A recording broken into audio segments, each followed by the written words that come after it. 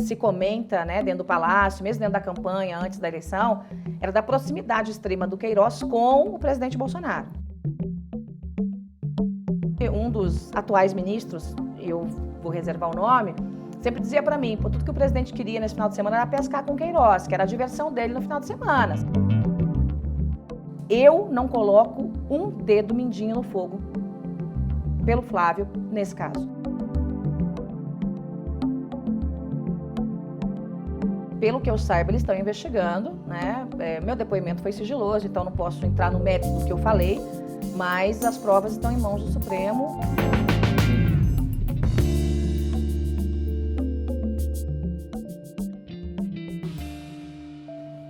Olá, estamos no estúdio UOL Folha para mais uma rodada de entrevistas e dessa vez estamos aqui com a deputada do PSL de São Paulo, Joyce Hasselmann. Meu nome é Constância Rezende, eu sou repórter do UOL em Brasília e ao meu lado, Ângela Boldrini, repórter da Folha, aqui em Brasília também. Deputada, primeiramente, no meio dessa confusão, a gente quer saber, a senhora é líder do PSL, não é líder do PSL, quem está atuando, quem formalmente é e quem de verdade é nesse papel? Bom, de verdade e do PSL sou eu. Existe agora uma liderança que é uma liderança meio zumbi, que é a liderança do Eduardo Bolsonaro. Por que uma liderança zumbi? Porque é uma liderança que foi montada em cima de deputados suspensos pelo partido e que um juiz que deu uma decisão das mais absurdas que eu já vi na minha vida, ele simplesmente rasgou o estatuto do partido, enfrentou o Poder Legislativo, um juiz na mão grande, e foi na mão grande sim, acabou suspendendo as suspensões.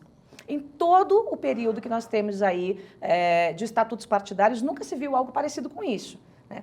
E a gente está comprovando na justiça a extrema má-fé que esse grupo usou. Eles pegaram 4 processos, aliás, um processo, e colocaram em 4 varas diferentes. E começaram a fazer pressão no juiz para ver quem é que soltava uma decisão favorável. Esse juiz que deu a decisão favorável para suspender as suspensões passou por cima do prevento, do juiz prevento, deu uma decisão completamente absurda.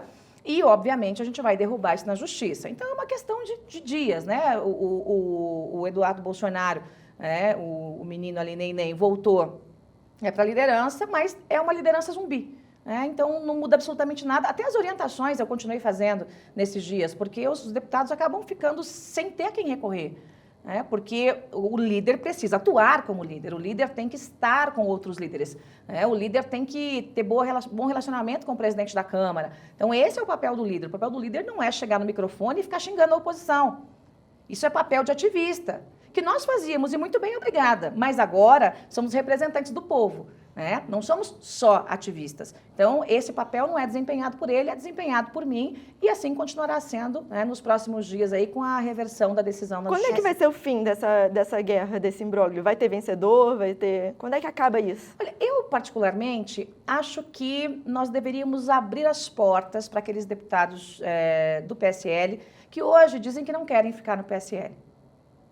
Por quê? Porque eu sou liberal. Eu acho que democracia é isso aí, não querem ficar, podem ir embora, não dá pra gente ficar pressionando para que ninguém fique no partido. Mas eles saem com dinheiro? Eles saem com dinheiro do fundo? Não necessariamente, mas acho que poderiam sair com mandato. Acho que a gente poderia entrar nessa ideia de não buscar, não caçar o mandato, deixar eles atuarem livremente. Querem construir outro partido? Lindo, maravilhoso, construam outro partido. Mas não construam outro partido usando o PSL para atacar o PSL. Deputada. É uma coisa das mais malucas, só para concluir, Ângela, é uma das coisas mais malucas. Alguém que diz que quer sair do PSL, que faz acusações infundadas ao partido, querendo brigar para ser líder do partido. É esquizofrênico. Qualquer pessoa que tenha 2 neurônios funcionando vai entender que isso não tem a menor lógica. Mas aí como ficaria nesse caso o PSL? Porque o PSL fez uma grande bancada esse ano, basicamente na esteira do presidente Jair Bolsonaro. Sem Jair Bolsonaro e esses deputados, que seriam uma grande parte, né, se eu não me engano, 26 pediram agora desfiliação por justa causa, o PSL não pode virar um nanico? Como que ele vai evitar voltar ao patamar anterior nas eleições de 2022, por exemplo? Não, nenhum partido que tenha mais de 20 deputados pode ser chamado de partido nanico. Nós vemos partidos, por exemplo, como o Podemos, o Cidadania e outros partidos, com seu posicionamento e espaço na Câmara, fazendo um trabalho dentro das suas ideologias, um trabalho dentro da Câmara, e nem por isso são exatamente partidos nanicos. O PSL continua entre os maiores partidos da Câmara dos Deputados. Mas o que eu particularmente acho é que desses 24, nós percebemos que houve muita pressão do Palácio em cima de alguns parlamentares, pressão de ministros em cima de alguns parlamentares. Isso foge do jogo democrático, mas lamentavelmente aconteceu. Então, dessa turma de 24, é provável que metade deles voltem para cá. Os mais xiitas, tudo bem, vão para outro partido, sejam felizes, vão fazer seu trabalho, querem continuar sendo só ativistas, sem trabalhar para o povo, sem realmente conseguir vitórias para o Brasil. Vai com Deus, né? Mas nós continuamos sendo um partido dos maiores dentro da Câmara dos Deputados. Mas sem o Bolsonaro como cabo eleitoral, como que o PSL vai atrair novos candidatos, vai atrair novos eleitores em 2022, por exemplo? Veja, quando o Bolsonaro começou no PSL, ele não era acreditado por praticamente ninguém, tanto que os partidos não queriam o Bolsonaro.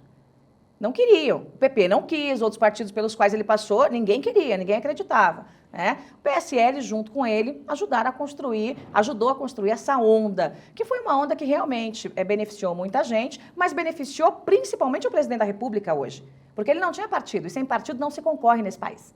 Então, o maior beneficiado dessa aliança Bolsonaro-PSL foi o Jair Messias Bolsonaro. Em relação a ter uma outra estrela, isso nós buscamos uma outra estrela, nós fazemos outras estrelas. Eu, por exemplo, disputei a eleição com o filho do presidente. Eu sou a mulher mais votada da história do país, disputando a eleição com o Eduardo Bolsonaro. A senhora se vê como a nova estrela do PSL? Não estou nem dizendo isso. Estou dizendo que tem muita gente de valor e que tem seus votos. Que dizer que as pessoas só vieram na esteira quando muita gente começou a apoiar ele, quando ele tinha 4% de intenção de voto, é no mínimo, assim, chega perto da desfaçatez.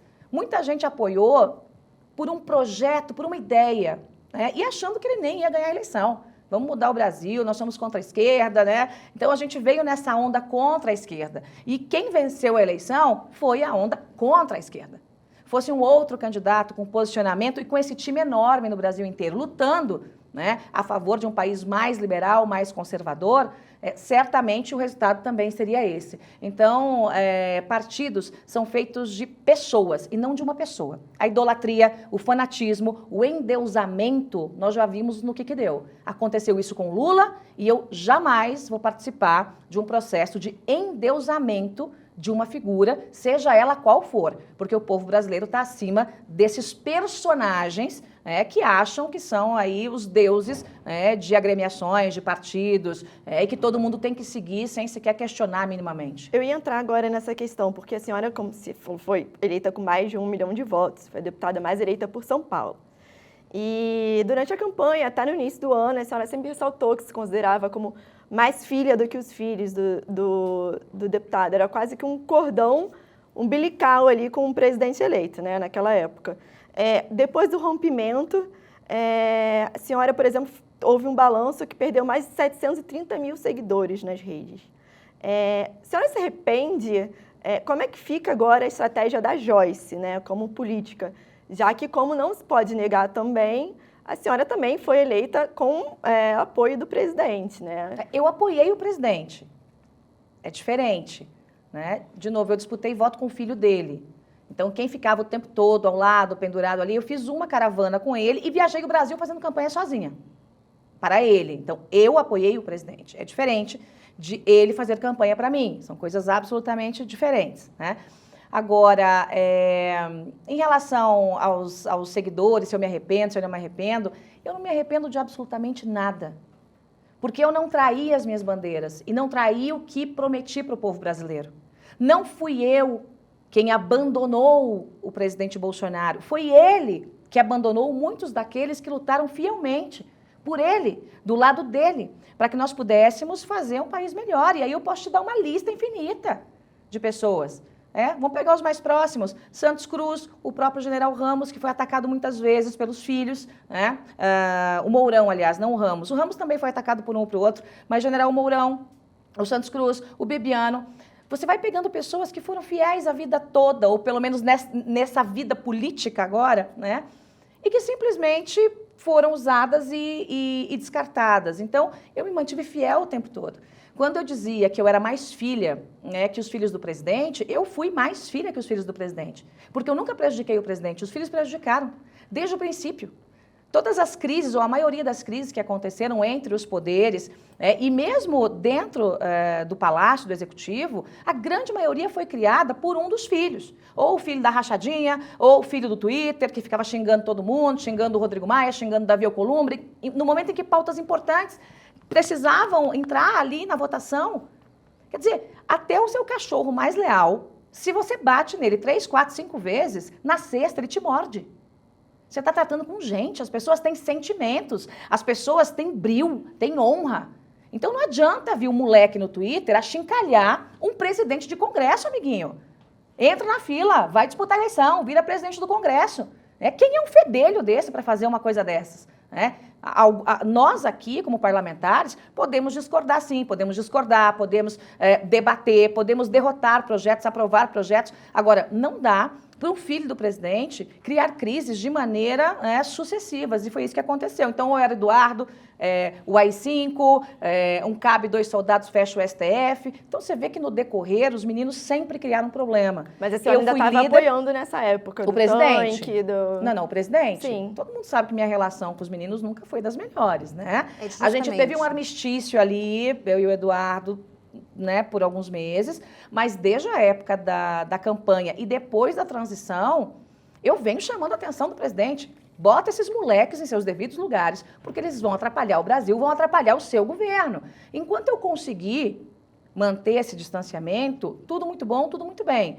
Quando a coisa começou a ir para um tráfico de influência mesmo do próprio presidente, para fazer o filho líder, que é uma coisa tão pequenininha, é uma coisa... Quem é um líder de um partido perto do presidente da República? Que tráfico de influência o presidente fez?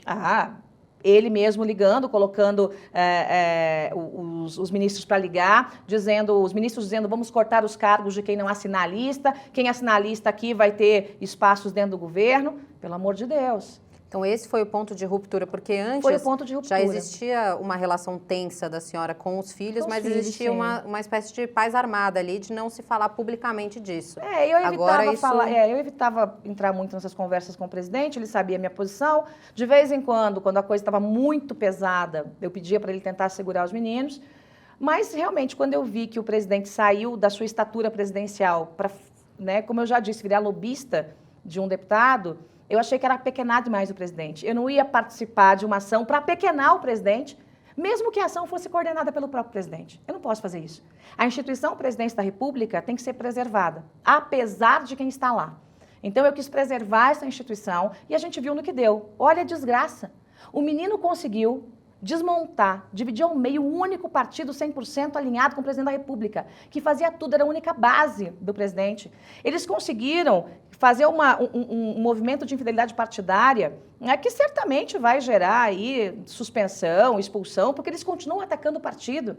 Eles conseguiram rasgar o estatuto do partido, então eles conseguiram fazer tanta coisa ruim, tanta coisa que prejudica o próprio governo, que hoje eu tenho toda a convicção de dizer, eu tinha razão de não assinar aquela lista, porque eu sabia que isso ia acontecer e exatamente o que eu disse ao presidente que ia acontecer aos ministros, aconteceu. Então, quem mais perdeu nessa briga toda foi justamente a presidência da República. Mas a minha dúvida é sobre o seu capital político, seus eleitores, essa perda de seguidores.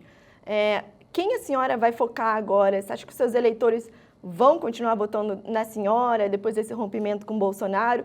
Qual é o eleitor que a senhora quer focar agora? É preciso fazer uma diferença, Constança. Eu não rompi com o Bolsonaro. Eu rompi com esse modelo e rompi claramente com os meninos. As pautas que são do governo e boas para o Brasil, eu tenho votado todas a favor. Aliás, acho que não votei nenhuma contra, só o fundão. Fundão, sim. Porque o governo veio com esse bababá. Não, agora estão falando em veto, mas foi o governo que mandou. Foi o presidente que mandou um texto de 2 bilhões para o fundão. Não fui eu que mandei. Não foi a Câmara que mandou. Foi o governo que mandou esse texto de 2 bilhões. Se você olhar no painel de orientação, o governo orientou sim pelo fundão. Sim, eu votei não. Foi a única pauta que o governo recentemente mandou votar de um jeito e eu votei de outro. Porque agora estão falando em veto. Vou vetar, não sei o quê. Esse joguinho de tentar sempre desgastar o legislativo, do tipo, eu faço um acordo com o legislativo, eu mando um projeto, tá tudo certinho, vocês aprovam aí. Mas aí eu veto aqui, vocês derrubam o meu veto, tá? Eu sei que vocês vão derrubar o veto, mas é só para eu desgastar bastante vocês perante a população. É isso que está acontecendo. Eu não posso concordar com isso, né? Então, nesse projeto, eu fui contra. E irei contra outros projetos que prejudiquem o Brasil ou que sejam criados em cima de uma demagogia, né? Em relação ao meu eleitor, ao meu capital político, é muito interessante porque eu percebo claramente a bolha da internet, eu mostrei até isso na CPI da fake news, e o mundo real, né? Então, assim, o primeiro dia que estourou essa crise, eu entrei num restaurante em São Paulo, um restaurante bastante conhecido, e um grupo de mulheres levantou e me aplaudiu. E depois elas foram até a minha mesa, eu fiquei até emocionada, elas diziam, olha, agora você me representa. Agora você me representa. Porque é essa mulher que eu queria na política. Uma mulher firme, uma mulher que enfrenta a extrema esquerda, mas que também enfrenta a extrema direita. Uma mulher que não tem medo dos extremos, que não tem medo do irracional, né, que coloca a cabeça, a inteligência em primeiro lugar. Então, o que eu estou recebendo de todos os lugares são apoiamentos. Ontem, com um grupo, ontem foi confraternização com um grupo de pessoas, né, em Brasília, as mulheres chegando e dizendo para mim, olha, eu tinha uma antipatia por você, achava que você fosse machista, às vezes truculenta, como a tropa de lá, e eu estou vendo que você é inteira. Você recebeu apoio do governo? Alguém do governo de dentro? Vários ministros. Quem? Ah, não posso falar, não posso expô-los, né? Inclusive, alguns foram num jantar na minha casa. Ministros do Bolsonaro? Sim, entrando pela garagem, numa descrição, porque, por óbvio, eu não quero que ninguém tenha qualquer tipo de retaliação por minha causa. Mas qual era o teor do apoio? Além de dizer, alguns assim, apoios muito, muito pesados, dizendo, olha, eu sei quem você eu sei o que está acontecendo aí dentro, minha solidariedade é absoluta, você está lidando com gente que não respeita o ser humano, alguns apoios pesados. E outros mais, assim, de paz. Eu espero que tudo se resolva, que tudo dê certo, né? E o que eu digo a eles? Está tudo resolvido, está tudo certo. Eu continuo 100% alinhada com o governo, desde que o governo vote o que prometeu.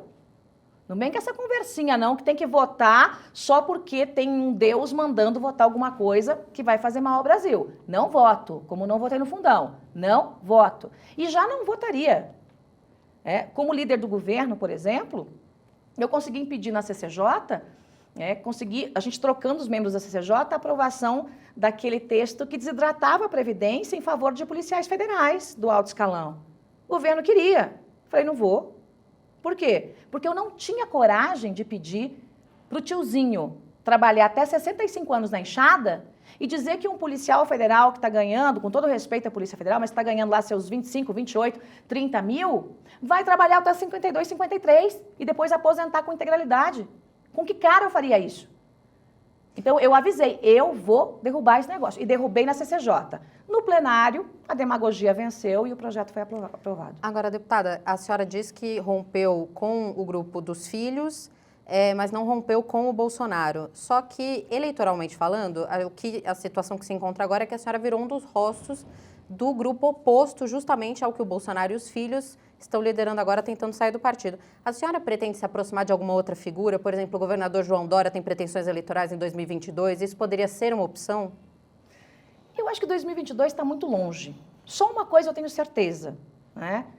Que a reeleição é uma desgraça para o Brasil. Então, eu não apoiarei a reeleição caso o Bolsonaro venha à reeleição. E aí, antes que algum lunático fale, meu Deus, ela está contra a reeleição, eu já dizia isso na campanha. Pode ir no Google, pode ir lá procurar. Na campanha, eu dizia até em tom de brincadeira. Eu dizia, olha, eu vou apoiar o Jair Bolsonaro, ele é um homem duro, o Brasil precisa disso agora, mas ele é muito chato para ficar 8 anos. Eu falava isso brincando, até falava para ele, falava, você é muito chato para ficar 8 anos, não dá para te apoiar 8 anos. 4 anos, está combinado.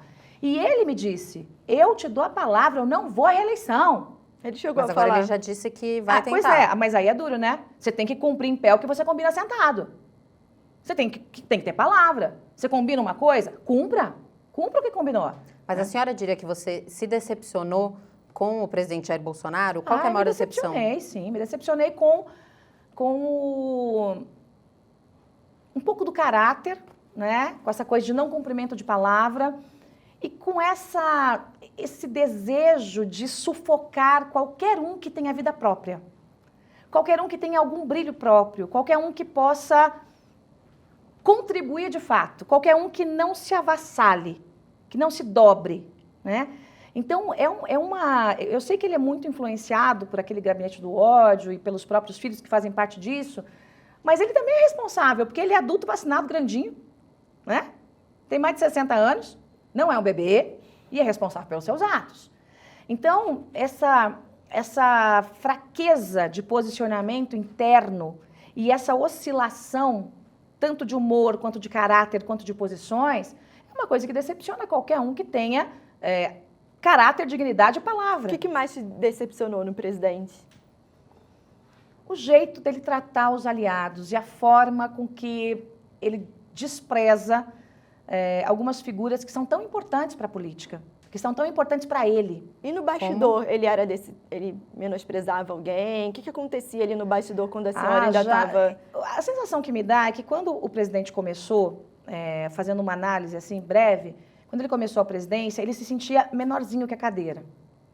Então, o que ele fazia? Ele dava os espaços para os ministros. Não, economia, o Paulo Guedes tem porteira fechada. Ele manda, pronto, acabou. Não, aqui na justiça é o Moro. O Moro manda em tudo, pronto, acabou. Aqui na infraestrutura é o Tarcísio, manda em tudo. Isso no início. No início. O tempo foi passando e de maneira muito rápida ele foi crescendo na cadeira. Mas passou um pouco do ponto. Então ele está achando que ele está maior que a cadeira da presidência da República. E isso é uma coisa muito ruim e até perigosa, né? A ponto de eu ver em reuniões ele bater na mesa, falar palavrões e quem manda nessa sou eu, e vocês imaginam o palavrão que foi. E alguns ministros ficarem constrangidos, porque é uma reunião ministerial, peraí, como assim? Não, não vou fazer isso, não vai rachar, meu ministro e tal. E dá aqueles assim, pito, como se fosse criança. Então, isso, lamentavelmente, me lembra um pouco o comportamento da Dilma.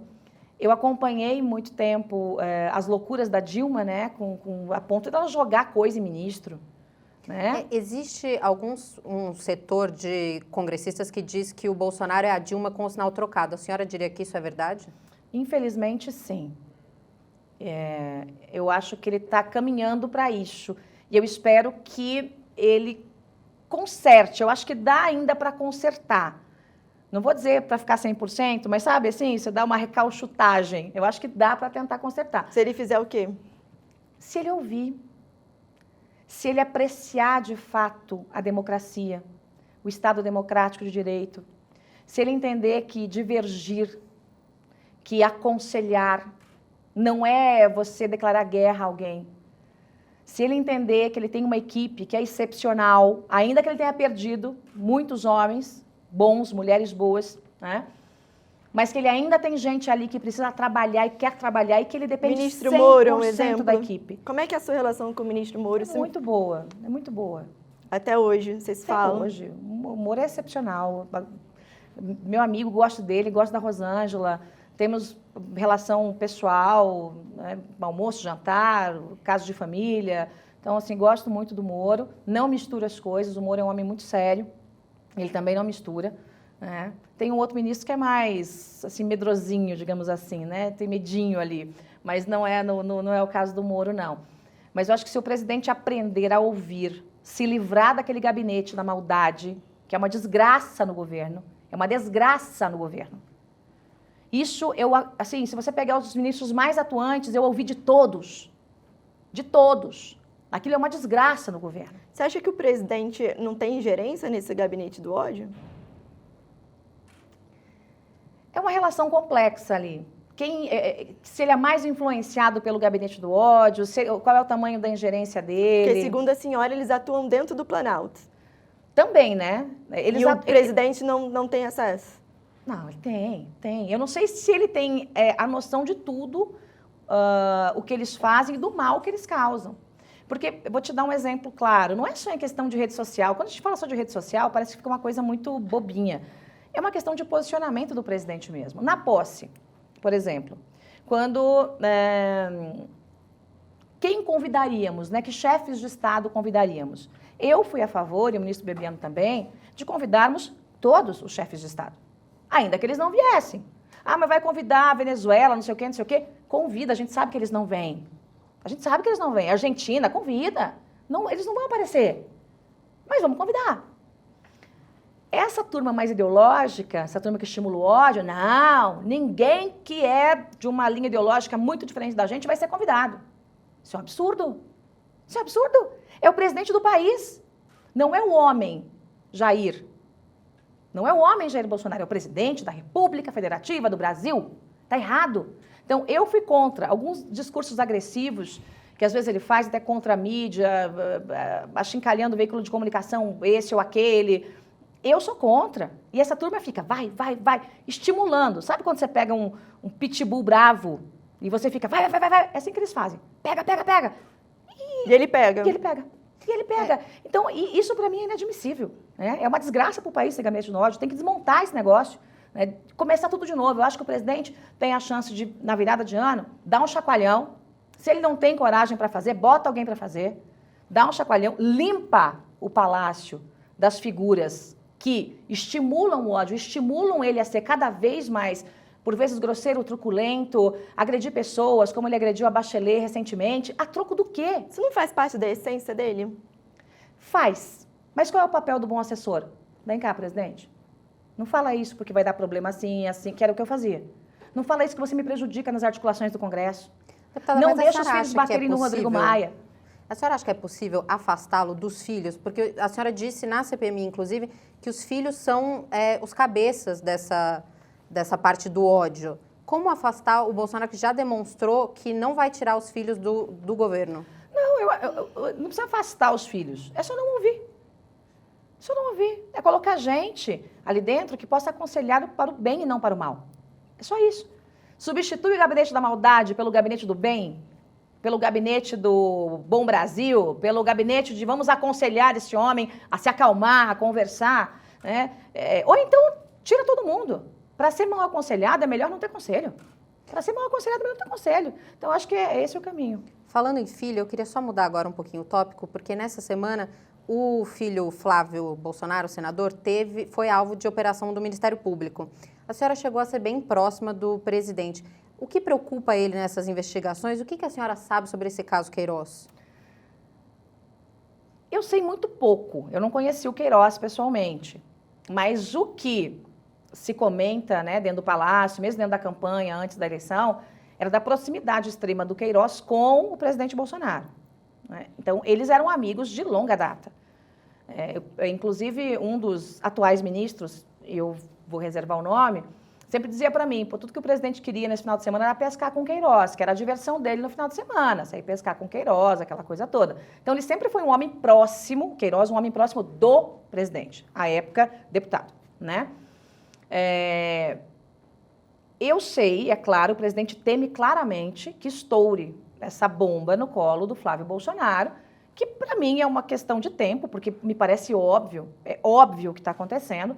E desde quando eu era líder do governo, eu defendi a investigação. Isso também era um ponto de conflito ali dentro do governo.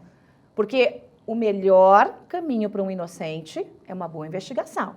A senhora acha que o presidente sabia da questão da rachadinha quando ela estava acontecendo? Eu não posso afirmar que estava acontecendo. O que eu estou dizendo é que as investigações apontam que sim, tem cara, cheiro e jeito de andar que acontecia. Mas tem que esperar a conclusão das investigações. Né? Agora, quanto mais o Ministério Público aprofunda nisso, ou a polícia, mais indícios de que realmente aconteceu aparecem. Né? Eu, particularmente, cheguei a defender, numa época dentro do Palácio, que o Flávio Bolsonaro se afastasse, que ele pedisse o afastamento do mandato, deixasse, né, o próximo entrar e pudesse trabalhar na sua comprovação de inocência. Sai, se afasta, abre mão do foro privilegiado, vai embora, vai provar sua inocência, não prejudica mais o seu pai, porque acaba prejudicando.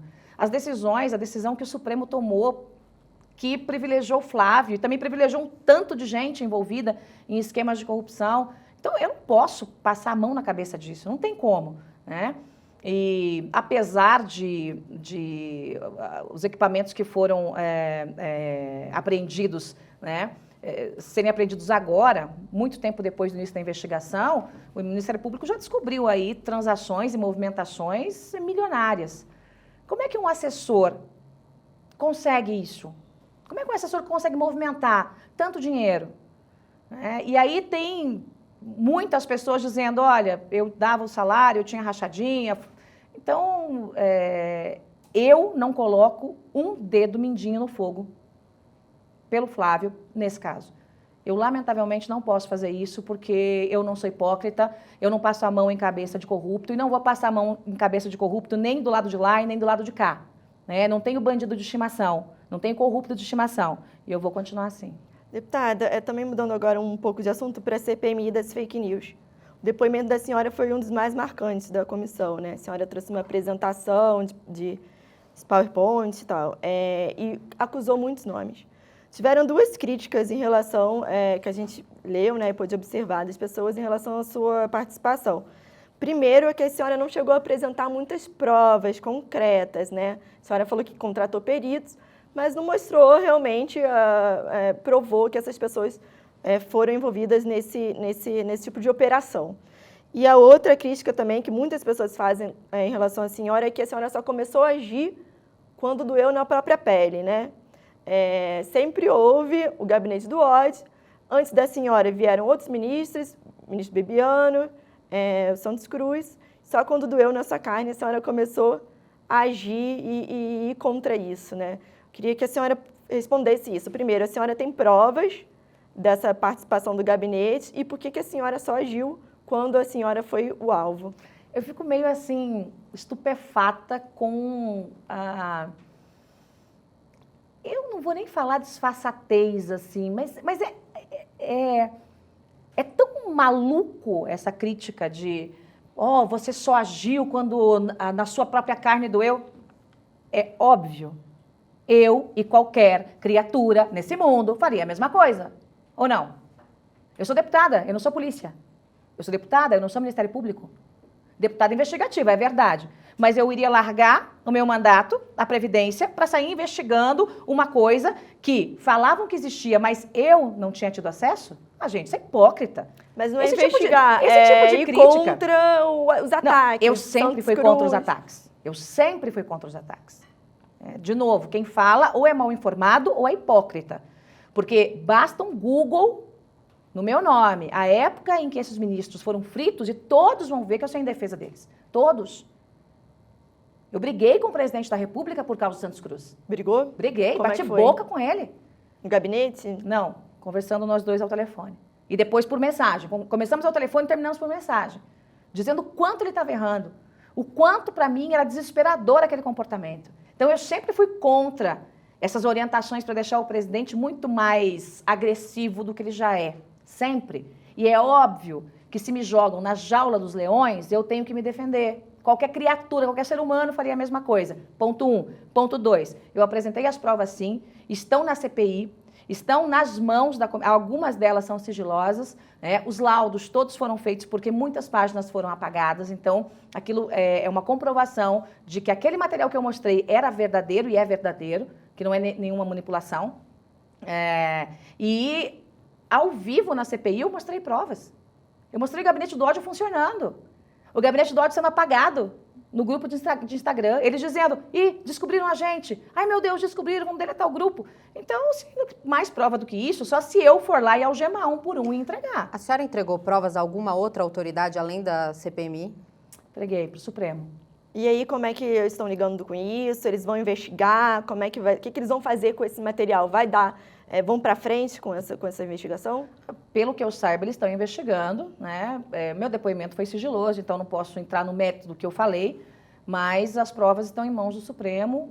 Algumas já estão lá, algumas que eu entreguei na CPI e outras eu vou encaminhar. Quando a senhora foi ao Supremo e em que âmbito, de que inquérito foi dado o seu depoimento? Eu fui agora, na semana que passou, e fui ouvida por um grupo que está acompanhando o processo, as investigações de fake news e de ameaças contra ministros do Supremo. Mas, assim, eles se interessaram pelo quê, em específico, do material que a senhora apresentou na CPMI? Foi o gabinete do ódio? Todo o processo de como eu cheguei até lá. Como é que eu cheguei até os assessores, o gabinete, né? E como é que era o trâmite, enfim, da apresentação técnica, né? O que eu podia esmiuçar daquilo ali, como é que eu consegui chegar àqueles dados todos. E a senhora levou os documentos sigilosos para lá também que você não apresentou na CPMI? Também estão... Não, tem muita coisa na CPMI, né? É que vocês não tiveram acesso, mas tem muita coisa na CPMI e outras informações que estão no Supremo e outras que encaminharei ao Supremo ainda. Pode chegar até o presidente essa história? E com os investigadores, né? Eu sou, no meio desse processo, alguém que quer simplesmente a verdade. Pronto, a verdade. Não é contra A, contra B ou contra C. Eu sempre lutei pela verdade, vou continuar lutando pela verdade. Agora, onde vai chegar aí é com os investigadores. Será que algum desses ataques foram coordenados ou tiveram alguma orientação, algum dedo do presidente? Constança, aí eu me sinto até constrangida em falar, porque se eu abrir conversas privadas minhas com o presidente, que foi uma coisa que eu não fiz na CPI, eu pedi reserva nas minhas conversas com ele, eu acho que fica feio, assim. Eu não quero abrir conversas privadas minhas com o presidente. Porque não precisa. Porque tem esse tipo de coisa nas suas conversas privadas com o presidente. Eu não vou dizer. Existe a suspeita no Supremo de que sejam as mesmas pessoas do gabinete de ódio que estejam fazendo os ataques contra os ministros do tribunal, é isso? Veja, quando se fala gabinete de ódio, nós temos que entender que são duas estruturas. Uma estrutura é aquela física, que funciona ali com os meninos no palácio e tal, aquela coisa toda que ficam inflamando o presidente, escrevendo discursos mais pesados e fazendo coisas também para as redes sociais. Isso é uma coisa. O gabinete do ódio, o grupo que aí reúne assessores de vários deputados, incluindo os filhos, para montar as estratégias, calendários de ataque, quem vai fazer o ataque que dia, não é a mesma pessoa que faz todo dia. Aí é um outro grupo maior, aí a coisa começa a derivar desse gabinete do ódio na internet, né, um grupo com assessores, com deputado, aquela coisa toda, começa a derivar para publicação em páginas e derivar para outros deputados em assembleias que têm seus assessores pagos com dinheiro público trabalhando para isso. Então, uma pirâmide. Né? Porque quando se fala gabinete do ódio, não dá para misturar as coisas. Elas são correlatas, mas a gente tem que trabalhar com o virtual e com o físico. Né? Então, o físico é o que vai pensar a estratégia, mas tem o virtual. E assim, eu não sei se eles se conversam todo dia, se a orientação vem daqui para cá, se esse grupo é mais independente que esse aqui, isso eu não sei, isso os investigadores vão ter que dizer. Mas que eles atuam ali numa simbiose e alimentando o Brasil inteiro, e páginas fakes, e perfis fakes, e outros não são fakes. Realmente tem muita tia do WhatsApp que recebe e nem sabe se é verdade ou não. Como um meme que eu mostrei lá, que era assim, bomba, Rodrigo Maia acaba de ser preso depois de assaltar banco. What? Era um meme, eu mostrei assim, e as pessoas compartilham. Mas a senhora acha que para ter esse tipo de operação, provavelmente que a senhora supõe ter, tem envolvido dinheiro, né? Não é uma coisa... Sim. De onde vem esse dinheiro? Eu não sei, essa é uma questão, eu até tenho pistas, mas não posso falar sem provas. Mas assim, que há um financiamento, primeiro é público. Né? Eu mostrei o que tem dinheiro público. Mas não é só dinheiro público. Porque, por exemplo, quem paga os disparos de robôs? Essa é uma pergunta que tem que ser respondida. O dinheiro público seria o pagamento dos assessores que disparam. Que tinham que estar trabalhando para o deputado e para o povo, estão trabalhando em denegrir reputações, fazer dossiês falsos ou forjar informações. E existe outra coisa que é o dinheiro dos disparos. Aí tem uma outra coisa que é o dinheiro dos disparos, impulsionamentos e compras de páginas já com seguidores. Tipo, aqui tem uma página com 150 mil seguidores. Vamos comprar aqui, custa sei lá quanto. Tem um mercado de páginas, que você já compra as páginas com seguidores. E aí transforma a página com nome, movimento não sei o quê, movimento conservador, põe o nome que você quiser. Então, quem está financiando isso? Eu até entendo que alguém, espontaneamente, possa pegar, do meu dinheiro eu vou comprar, vou fazer, mas todo mundo nesse volume? Na campanha houve isso? A minha participação na campanha nunca envolveu nada da internet com o presidente, por uma questão muito simples. Carlos, eu até cheguei a fazer uma reunião com o presidente, falei, olha, o Eduardo estava perto, o Flávio também, na casa do Flávio, um belo apartamento, na Barra, belíssimo apartamento, e eu disse, olha, vamos organizar essa campanha, vamos fazer a coisa, mas o Carlos nunca deixou a gente se aproximar do núcleo estratégico na internet, era ele. Ele tinha senhas, ele cuidava, ele decidia. Ponto. Então, eu tocava minhas coisas na minha rede social, nas minhas redes sociais. Nunca tive na proximidade em relação a isso. Deputada, só queria voltar um pouco na questão parlamentar. Duas questões. A primeira, a senhora apoiaria uma proposta de emenda constitucional que o presidente Rodrigo Maia possa fazer para permitir que ele se reeleja em 2021? E com relação à articulação, a senhora foi a líder do governo por muito tempo e a gente sabe que essa é uma reclamação constante dos líderes do Congresso de que não há articulação do governo, até o líder Arthur Lira falou aqui. Por que isso não teve mudança ao longo do ano? Qual que é a grande dificuldade disso? Eu até brinquei com o atual líder do Congresso, né, o senador Eduardo Gomes. Eu falei, olha, Eduardo, depois que eu saí da liderança, não se aprova mais nada aqui. Ele deu risada, porque realmente muitas reuniões do Congresso e conseguiu se votar alguma coisa agora, na semana passada. Por que a articulação vive aos trancos e barrancos? Por conta das condutas do próprio governo, do próprio presidente, né? Então, eu sempre falava isso para ele, nas nossas DRs, nós tínhamos muitas, né? Eu construía a ponte, ligava lá o Congresso, chegava pertinho do Planalto para a gente ter uma paz, vinha alguém e, bum, jogava uma bomba. Não era nem quebrar um pedaço da ponte, jogava uma bomba, desmontava tudo. Aí lá ia eu de novo. Corria para casa do Rodrigo, corria para casa do Davi, ia nas reuniões de líderes, tentava acalmar e eles diziam para mim, até o próprio Arthur dizia, Galega, se não fosse você aqui, esse governo não aprovava nada. Está aprovando porque a gente quer aprovar e porque você conversa. A própria oposição chegou publicamente a elogiar a minha atuação. E olha que eu sou uma grande crítica dos partidos de esquerda. Mas ali dentro, a gente tem que deixar um pouquinho o partido de lado e trabalhar. Não tem. Não tem. O líder do governo na Câmara é inepto, não tem a menor condição. No Senado, o líder tem lá sua experiência, mas também passa por alguns perrengues e às vezes toma algumas posições que eu não tomaria, né? Por exemplo, trabalhar contra a segunda instância. Eu, como líder do governo, não trabalharia, me desculpe, mesmo que o presidente me peça, como pediu ao líder do governo no Senado. Eu ia dizer, não, obrigada, pode botar o meu cargo à disposição, a minha cabeça numa bandeja, porque eu não vou trabalhar contra a prisão em segunda instância. E eles estão trabalhando no Senado. Por quê? Porque pode ser uma proteção, até mesmo, num eventual caso do Flávio, acabar caindo no meio dessa confusão toda. Então, quanto ao Rodrigo vir para uma reeleição, eu acho que é cedo para a gente falar sobre isso.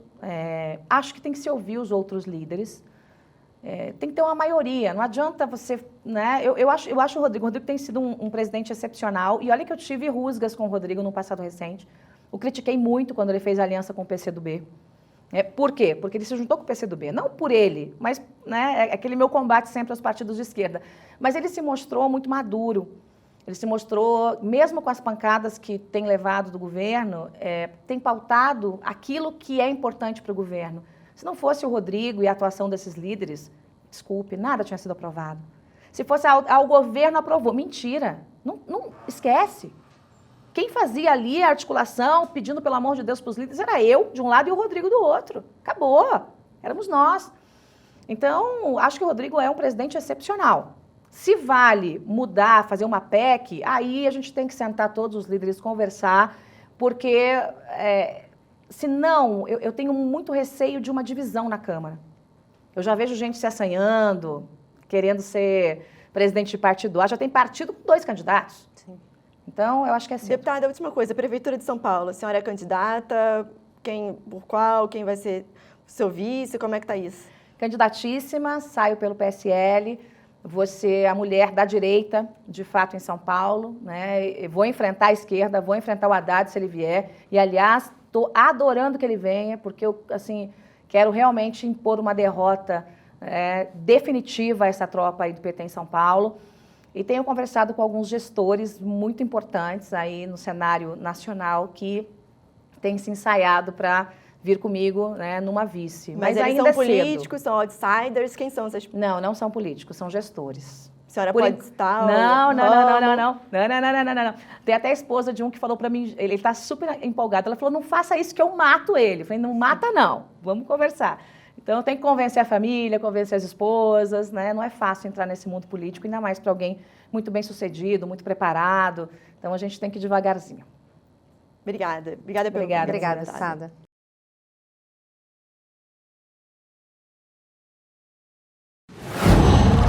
Qual?